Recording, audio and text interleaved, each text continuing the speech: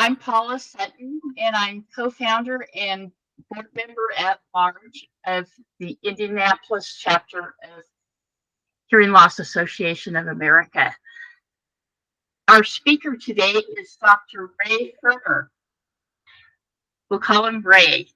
Ray has been hard of hearing for over 70 years, but this has not kept him from pursuing his dreams of getting advanced degrees and having careers. He received a PhD in pharmacology from West Virginia University and a master's in business administration from the University of Alabama at Birmingham.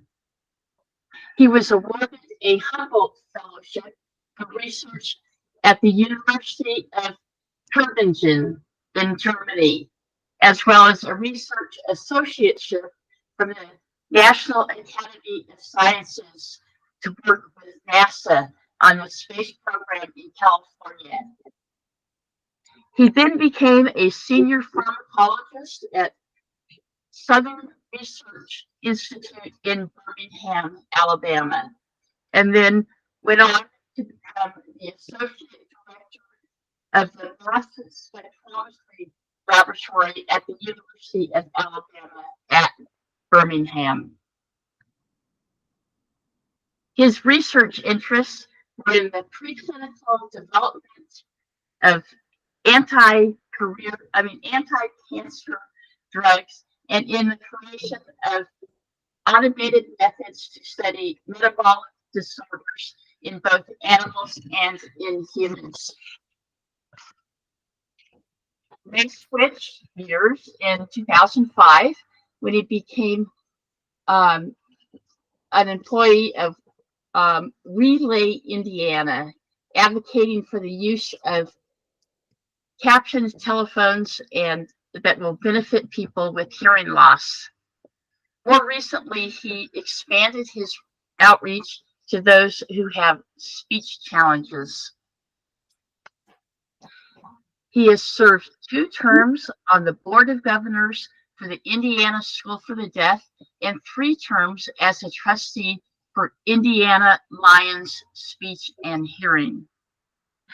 He joined the Hearing Loss Association of America, including HLAA Indianapolis, to expand his circle of friends and to share in the knowledge we have gained about how to deal with hearing loss. Ray enjoys giving presentations to individuals and groups with an interest in hearing loss, and he hopes to make a difference for those who want and need to hear better. So today, Ray is going to talk about communication and communication breakdowns and how HLAA Indiana can assist people with hearing and speech challenges.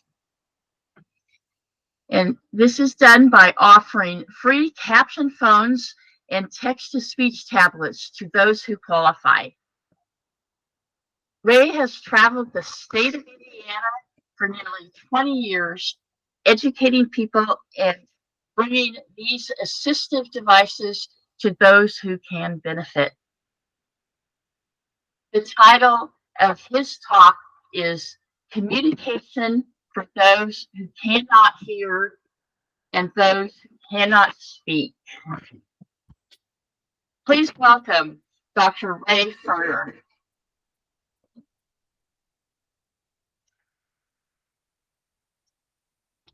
Ray? Thank you, Paula.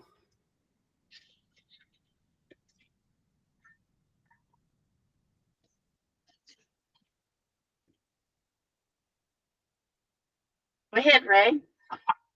Ray has a slide deck, yeah, and he's going to give us a presentation today. So I appreciate you inviting me to do this. And I hope that my voice carries so that everyone can hear and understand what I'm saying. And we are ready to go with the first slide.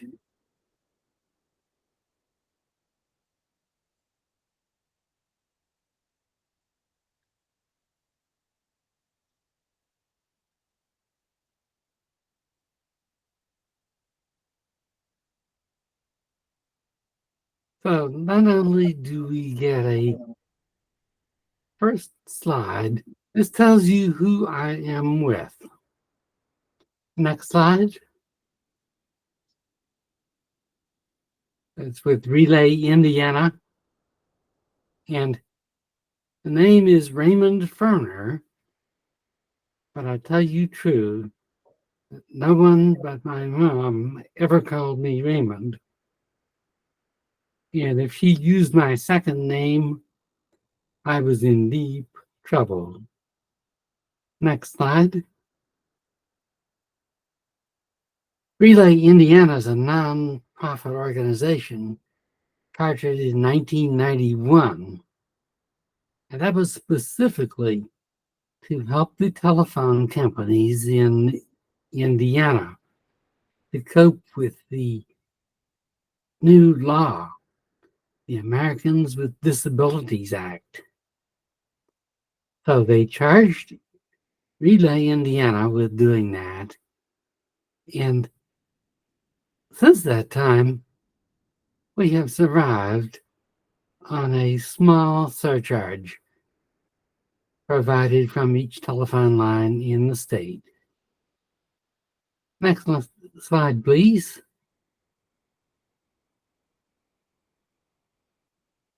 So my task is that of outreach educator, and I am charged with identifying citizens of Indiana who have telephone service, who are deaf or hard of hearing or speech impaired, and facilitate telephone communications for those individuals.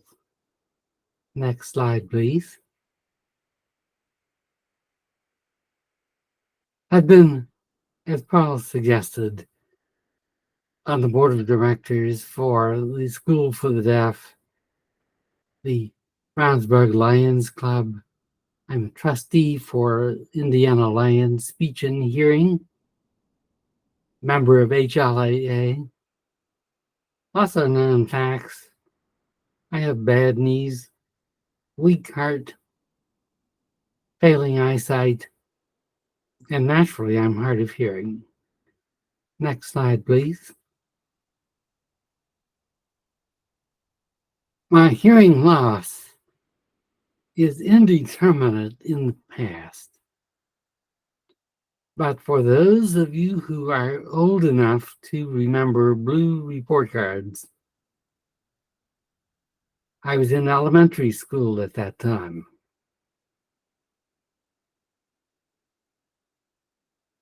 When I went to middle school, I wanted to play football. And I found out that the only positions I could play were quarterback or kicker. That may seem a little strange, but to those who follow the game, those are the only two positions on a team that do not take signal calls from anyone else. I was not successful in football because I didn't weigh enough. Even in middle school, there were guys who weighed close to 250 pounds. I decided it was not worthwhile to take that kind of beating. In high school, the first thing that happened as a sophomore, I was given a hearing test by the school nurse. And this was called the Big Ben hearing test because it consisted of an alarm clock where the nurse would stand about 20 feet away and say, "Can you hear this?" I responded, "Hear what?" So she moved closer. And as she got to within 4 to 6 feet, I said, "Oh, yeah, you mean that TikTok?" Well, at that point, I was officially labeled hard of hearing. And you know what the nurse did? Well, she was obligated to do it, but nurses would do that anyway. She told all of my teachers that I was hard of hearing. And if you're a teacher, you know that you're going to move this kid up to the front of the room. Ostensibly, that was to help with grades. I can't say that it helped my grades a lot, but it destroyed my social life. Because in high school, all of the action is in the back of the room. When it came time to graduate from high school, the guidance department suggested that maybe I would want to attend trade school. They were not convinced that I could make it in college. Well, I paid no attention to them. It should come as no surprise that I had never paid attention to them before. So I got my first hearing aid and went off to college. It took me 4 years to get a degree. And at that time, I liked school. So I got a second hearing aid. Went back to school and got another degree. Well, the progression was like that. I got a third degree and so forth. So between the first and second hearing aid, there were lots of things going on in life. But the second hearing aid made a significant difference. Some years later, the FM system with an neck loop became available, and I had one of those as well. Hearing aid updates were few and far between because they were quite expensive. And sometime about the middle of my second hearing aid experience, I met this asterisk, that red blood in the list. And that was a time when I was working in a laboratory, and my foremost desire was to go into that lab and not come out again. I had a great deal of difficulty in interacting with people on a personal or professional level. It wasn't until 2005 that I actually pursued the cochlear implant. And that same year, I got a CapTel telephone. Those two items changed my life. The CapTel phone, actually more so than the implant initially. But I was able to go out into the world and interact with others on a peer-to-peer basis. Next slide, please. What I experienced was invisibility. And I later determined that this had multiple causes. One was to hide from the social stigma of being different and sometimes appearing incompetent. Another could possibly have been escaping from responsibility. Because even though I could do the work out in public, I had no desire to do so. And finally, there was a denial of hearing loss, saying I'm just like everyone else. So all of those things played a role in this wanting to disappear. Next slide, please.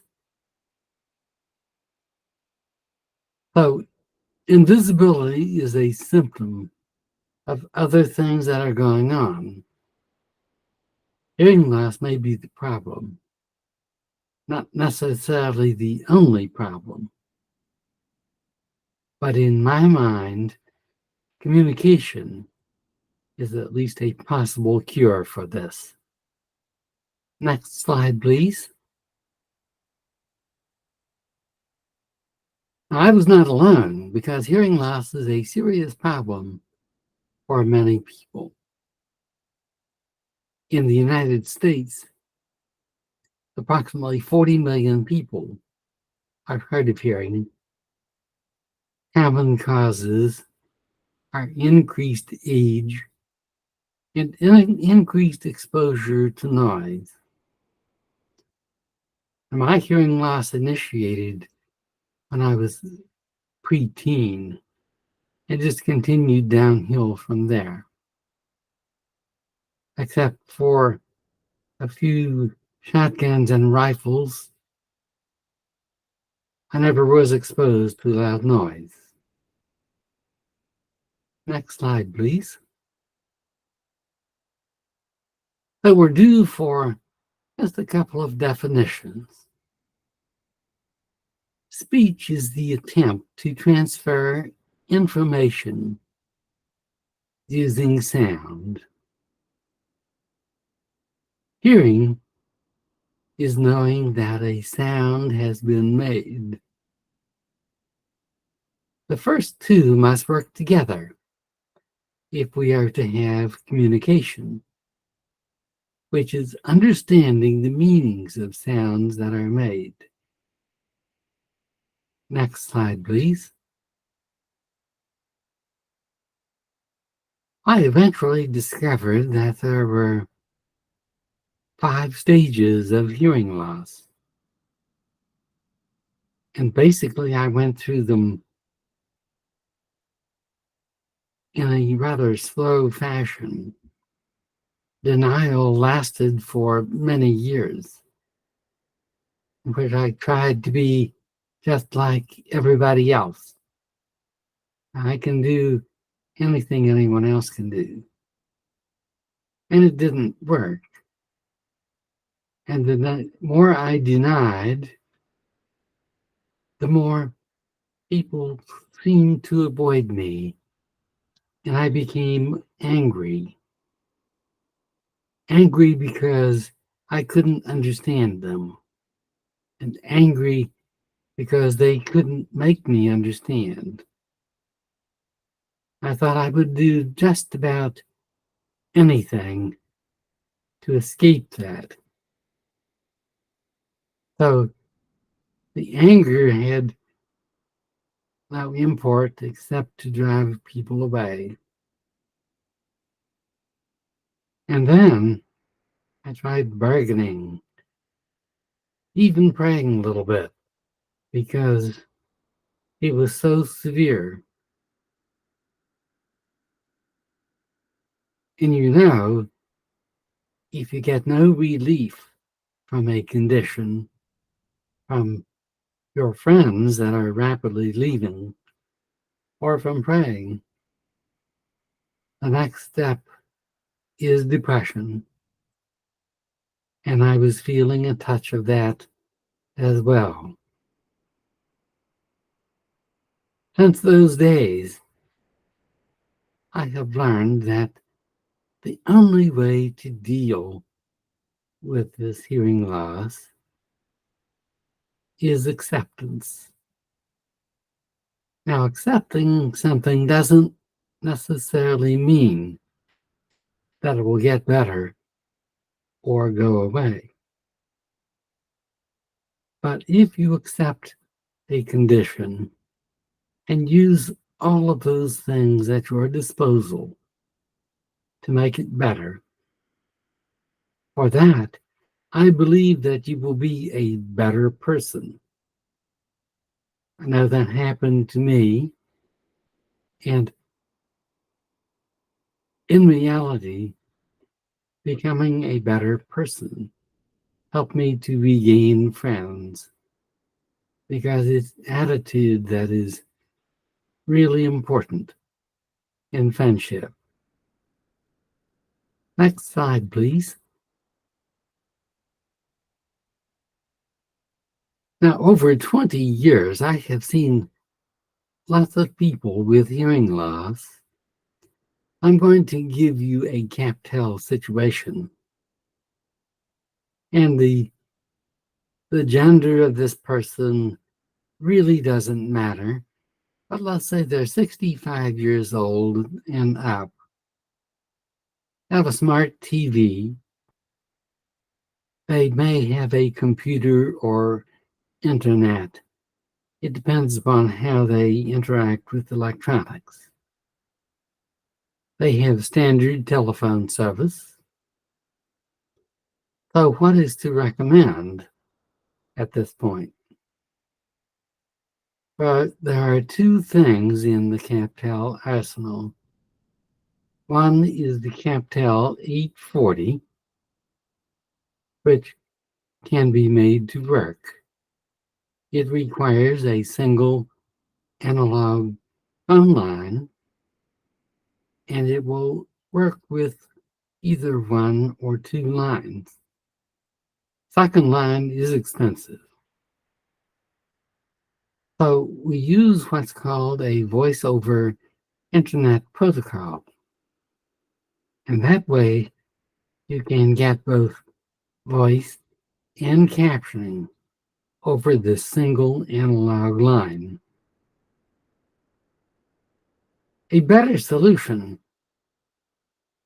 is the CapTel 2400i, which is newer technology and has all of the bells and whistles that you can put on to modern telephone technology. Next slide, please.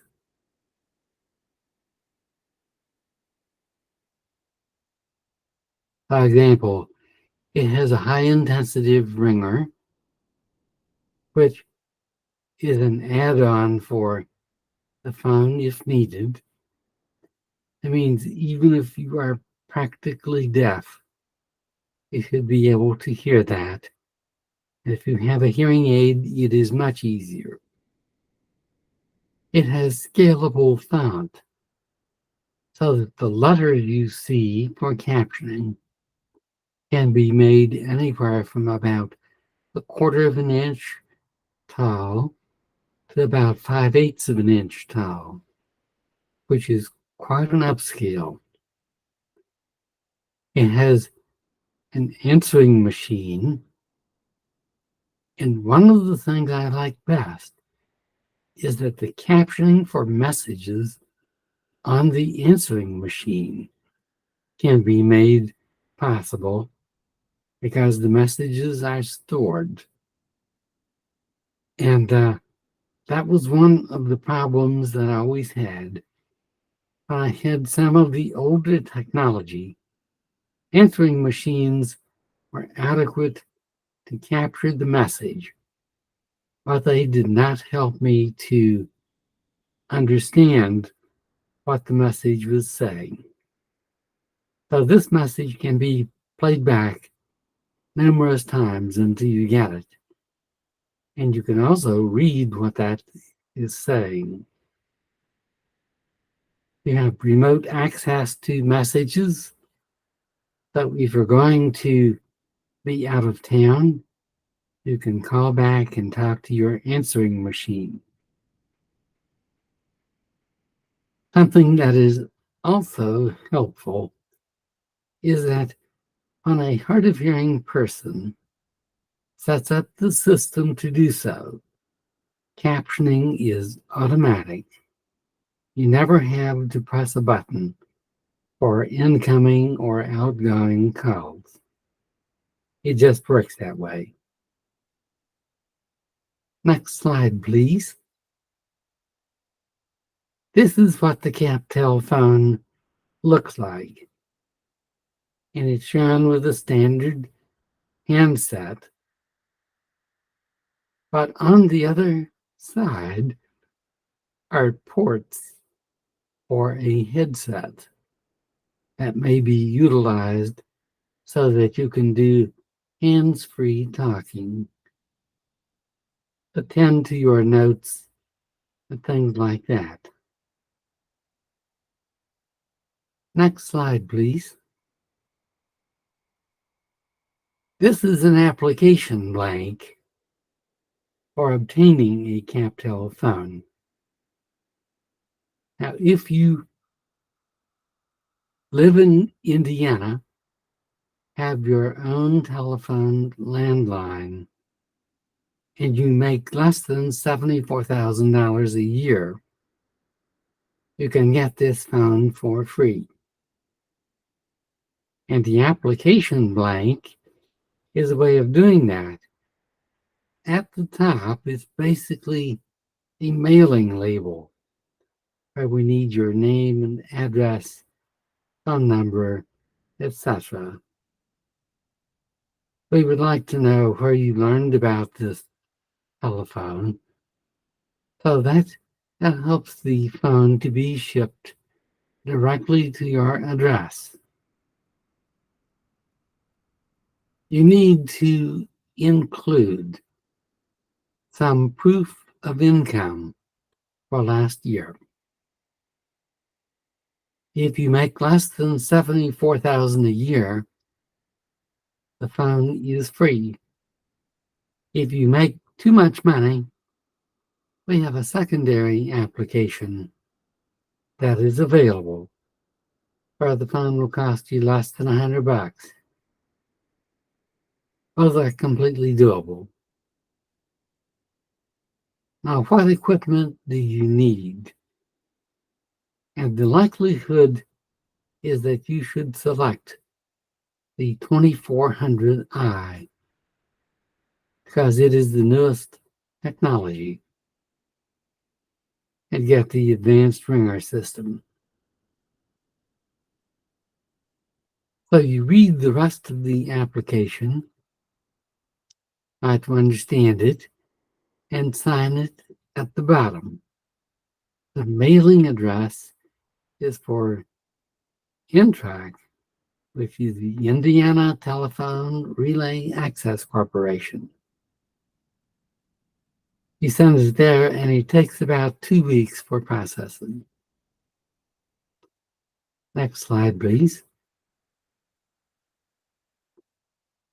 Just a review of what I just told you.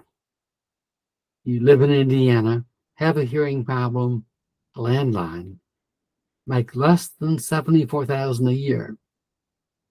You fill out the application, attach proof of income, sign it, and send it to the address listed. That's all there is to it. Next slide, please.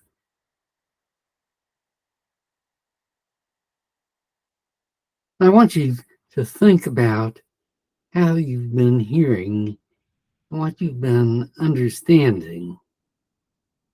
And ask yourself, does a little misunderstanding really make that much difference? And I've chosen these photos because they are seniors. And right now is the porch or deck weather in Indiana.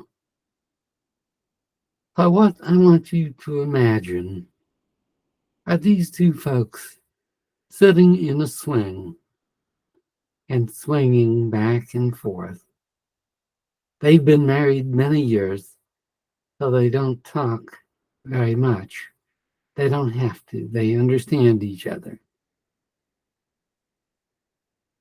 But during this swinging, the old man is thinking. And he's thinking, I'm proud of you. And he doesn't say anything because it takes a little time to get it out. So finally, he gets up the nerve, and next slide, I'm proud of you. He just bellows it out because he really and truly is proud of his wife. Well, what do you think happens? Well, his wife needs a little time to process this and to see just what her response is going to be. And still they're swinging because it's a lovely day.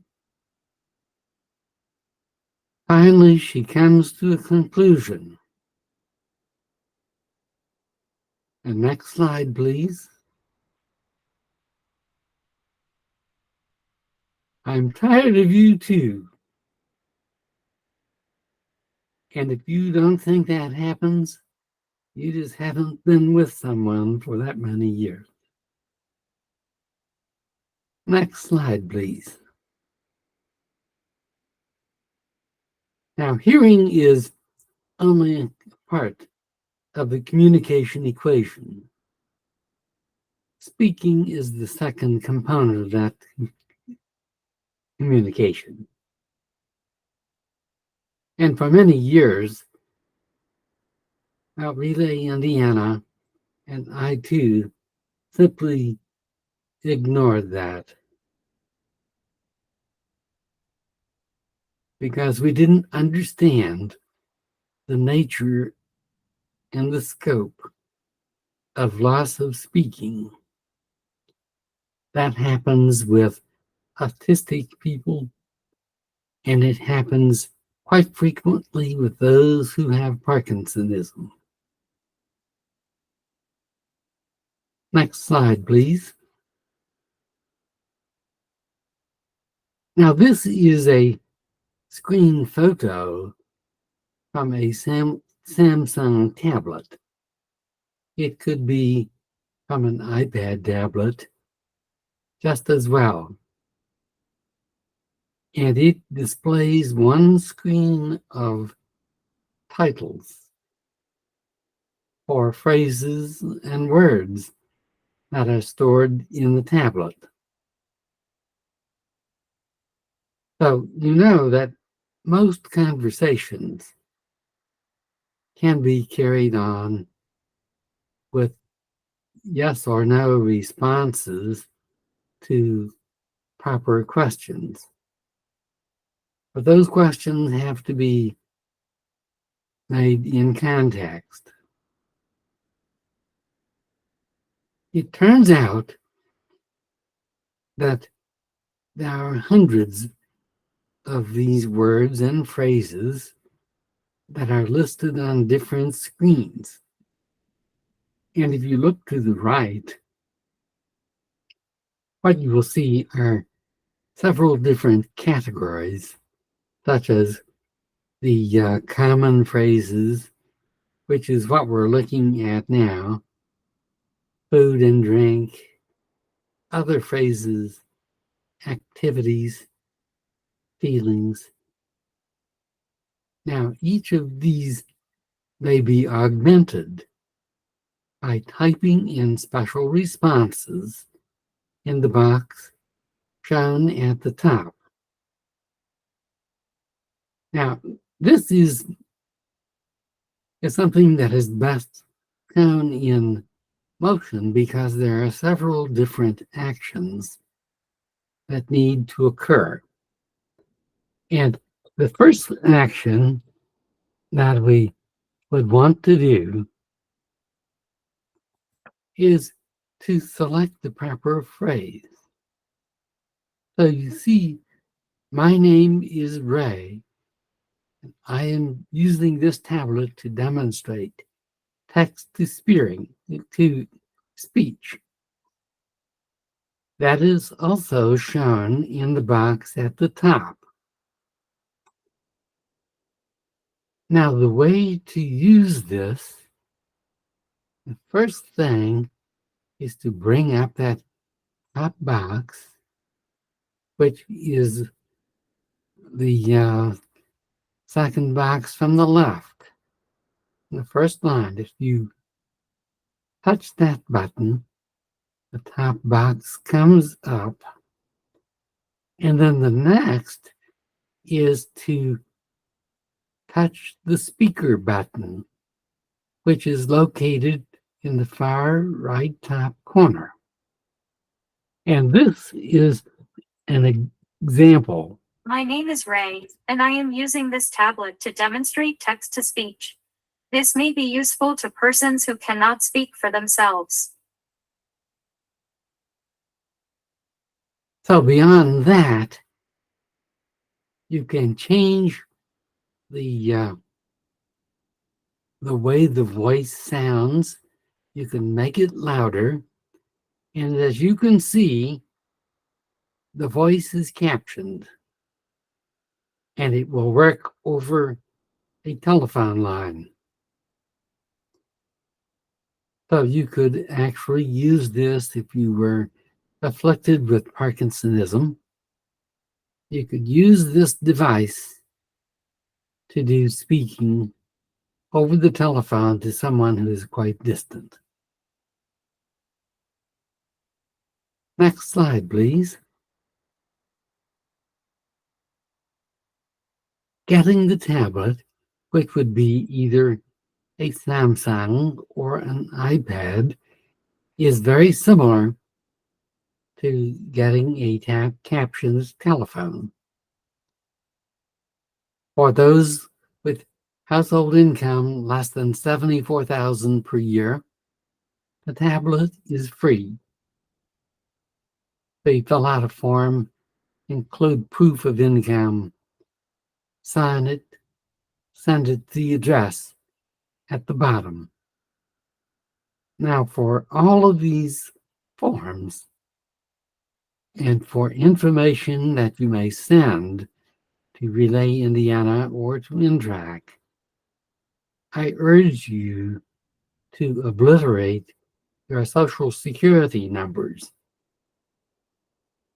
Intrac does not need those, and it's dangerous for you to part with those.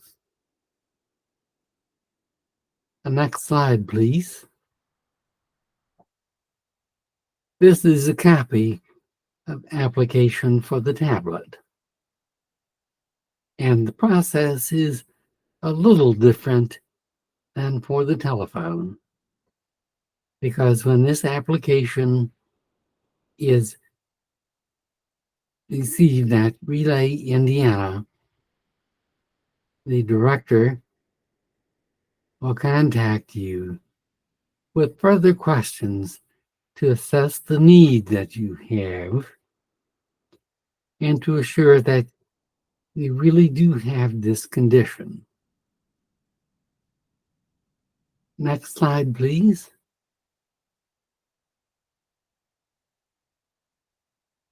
I'm going to urge you to stop being invisible. There's no reason to do that if you have any way out. Next slide. You have my best wishes for better communication. I want to thank you for being here and considering the communication devices offered through Relay Indiana. I will be happy to entertain questions you might have. And if you need an application blank, please put your name, telephone number, and email address into the chat box.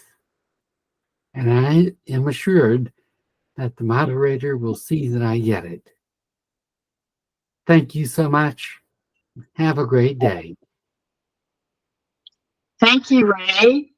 That's very interesting personal hearing loss story and very informative about what Relay Indiana offers. Thank you so much.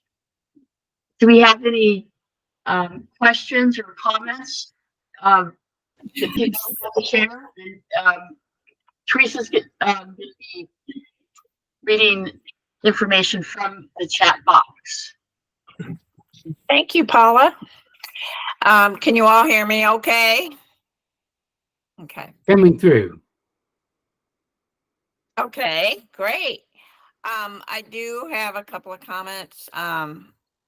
First one is from Ted Huber. He says, "Hi, Dr. Ray. I appreciate hearing the background of your life. Thank you. Regarding the Indiana Telephone Relay Access Corporation, which company does TRAC contract with for interpreting services for the speech impaired?" So it's a question and a comment.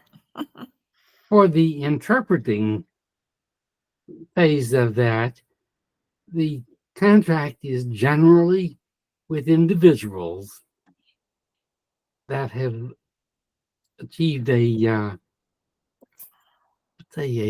familial relationship with the director over time. And those individuals are located in different parts of the state.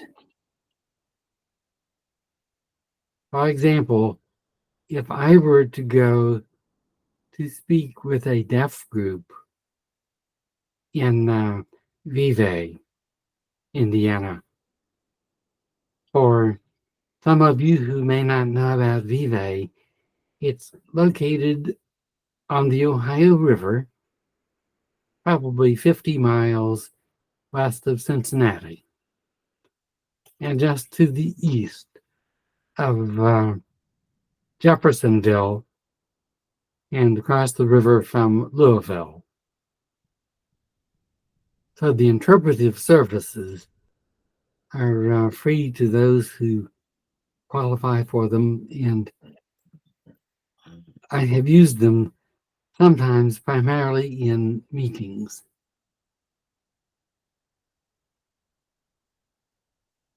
Thank you, Ray. And see, now the other question was, well, as you know, Dr. Ted, the memory functions tend to disappear. And so the second question, would you repeat that? He actually said, he made the comment regarding the Indiana Telephone Relay Access Corporation, which company does TRAC contract with for interpreting services for the speech impaired? That's what he was asking. But we do have another question coming up here. Okay, I am not aware of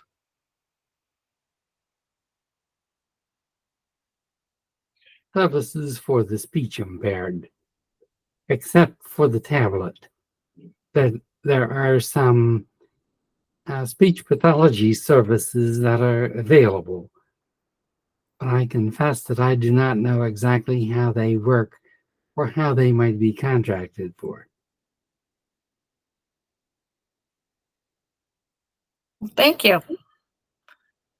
Paula is asking, can a caption phone applicant set up the phone themselves, or does a Relay Indiana rep come to their home to install the phone and instruct how to use it?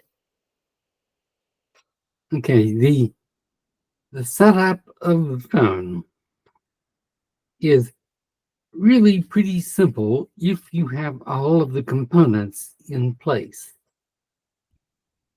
For example, in my case, I have an independent router with appropriate ports on the back. I have a landline, which is also readily available. And those are pretty much the only things that need be done if you have the Captel 2400i. If you use the Captel 840, which is older technology, then it may be necessary to have a technician come to set those up. Now, those are typically done by contracting through the original equipment installers. And the name of those people can be supplied depending upon what the need is for setup. I would say the setup is fairly simple, with the caveat that even though customer service is available, if you do not have good ears, then asking you to call on the telephone for information really is a non sequitur. It just doesn't follow. So setup is either free or it can be arranged at no cost. Okay. Sounds good. Okay, then we've got questions from, looks like Ella. She has two questions and no, really 3 questions. Okay. And then after her, then I've got a couple of questions. Ella is asking, can you make internet calls overseas using the CapTel phone?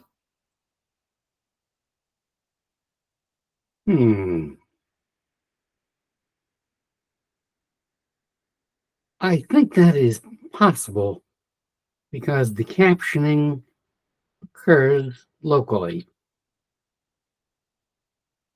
So if you were talking, let's say, to someone in Germany or maybe Australia, that their calls would come directly back to the CapTel, and then captioning is applied by the phone system itself. And sometimes it is machine driven, and sometimes there's a live captioner available. There is no translator available for these calls. And for example, again, CapTel phone 2400i can be set up to caption Spanish calls, which means a whole lot to our indigenous population of folks who speak and understand Spanish. Now, this is not a translation, but only a captioning. So yes, it should work for overseas calls. Thank you. The second question she has, is there a CapTel HLAA Indiana app for your mobile device to make calls from? There is no HLAA Indiana mobile device yet. That is being considered, and I have been hopeful almost day to day that it would be approved. But this is necessary to go through the FCC and approximately 55 telephone companies in the state of Indiana. It is taking a little bit of time. There are some alternatives in that captioning is available using cell phones. So if you have a cell phone, you can avail yourself of captioning through a company called InnoCaption. And that will allow you the same effect as doing it through Relay Indiana.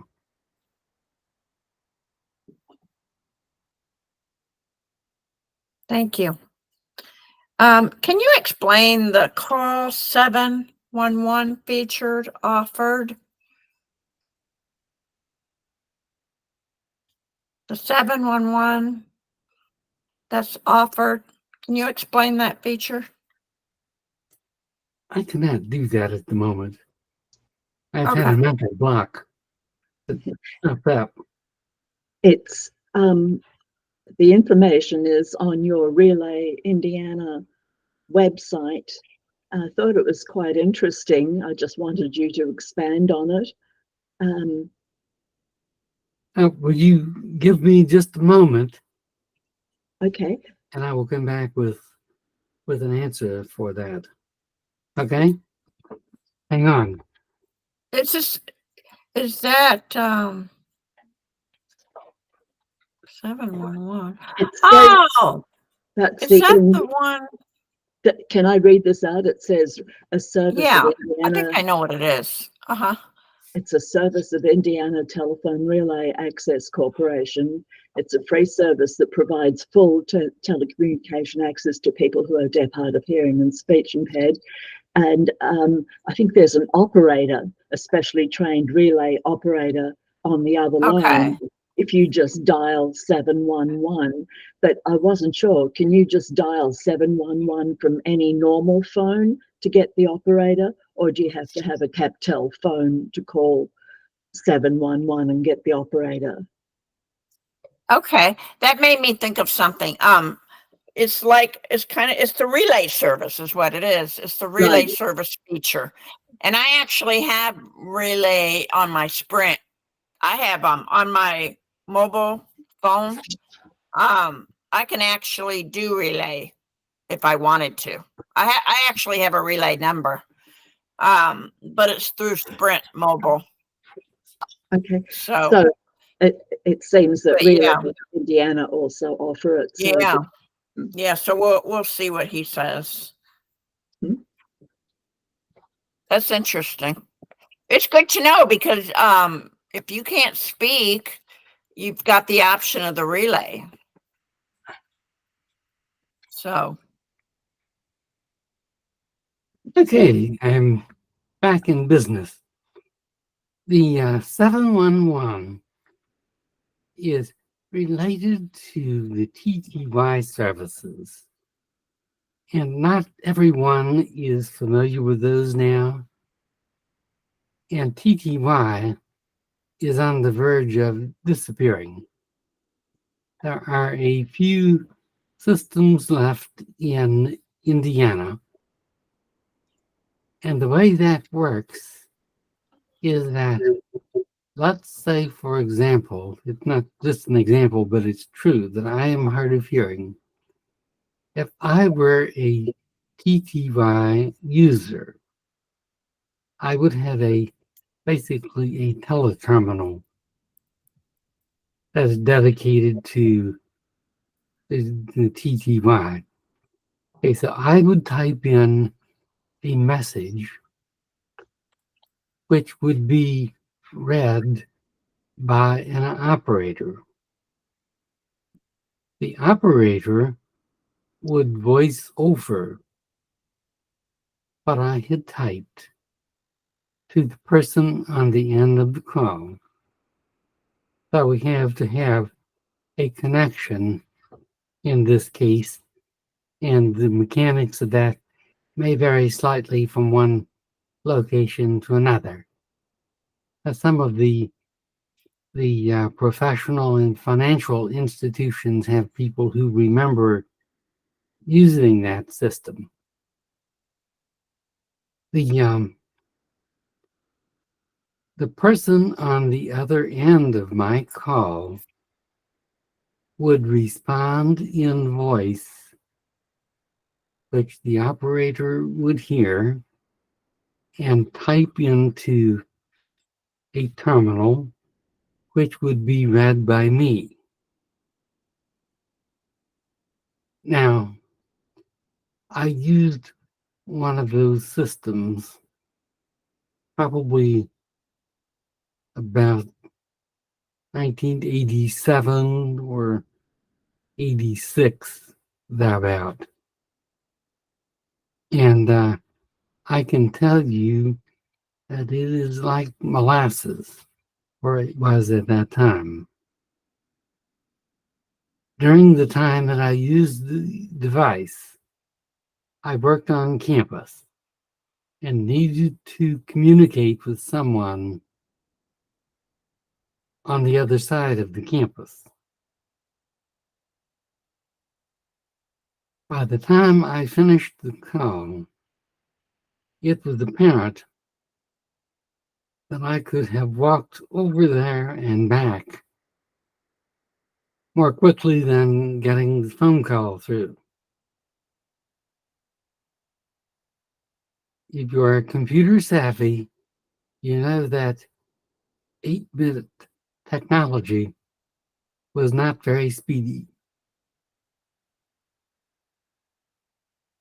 I hope that helps with the TTY. It is simply there are regulations that prevent it from just simply going away. But in the final analysis, it will probably simply die from misuse or unuse.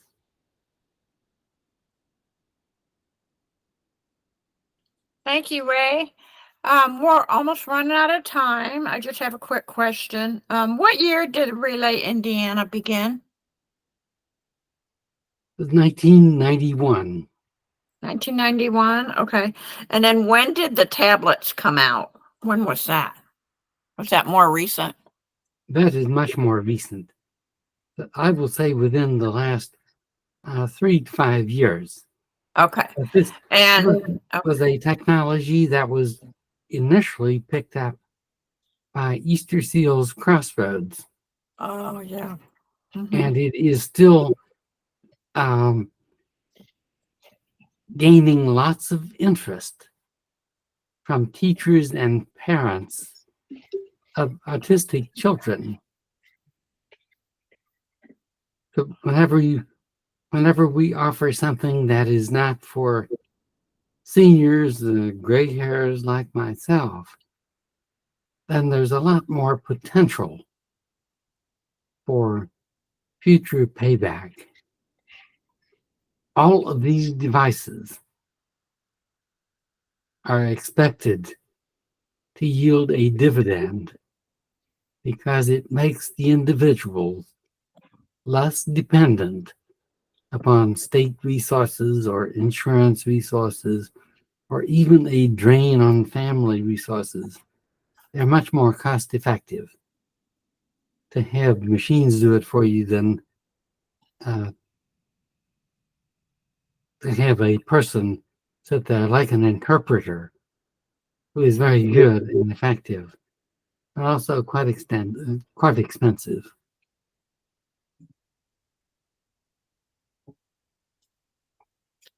Okay, thank you so much. Does anyone else have any other questions before we close? Or comments? Going once? Going twice? Okay, looks like we don't. So we want to thank you so much for taking the time to speak to us and teaching us about Indiana Relay and about communication and hearing loss and sharing your experiences, your personal experiences. So that was really interesting and very uplifting knowing that we can empower ourselves. So thank you so much. Thank you everyone for attending. Thank you for coming. You have a great day. Stay dry. I think it's going to rain over here. One last comment. I would Sure.